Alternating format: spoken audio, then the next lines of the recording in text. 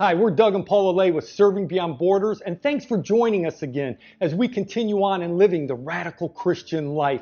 In the last video, we talked about the power of the Holy Spirit and how important it is to live in the power that Jesus has purchased for us. And today we have another item in our discipleship bag, which, as you know, this is the bag that goes all around the world with us to remind us what's important about discipleship. Well, today we have the little warrior dude. He is like my favorite because he's all armored up. And it reminds me of the great spiritual warfare passage found in Ephesians 6, where it says we need to put on the armor of God because our fight is not against flesh and blood, but the war is in the heavenlies. It's spiritual. And that's why the power of the Holy Spirit is so important, because we are at war. First Peter tells us that literally Satan, our enemy, is roaring around like a lion trying to defeat us.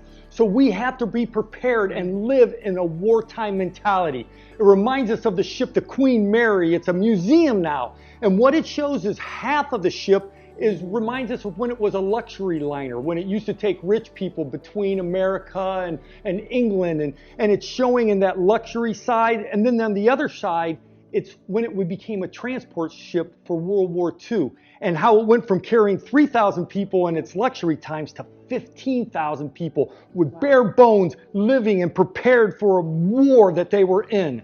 And that's so many of us Christians. We find Christians they're just living on the luxury side and they're not prepared for the war.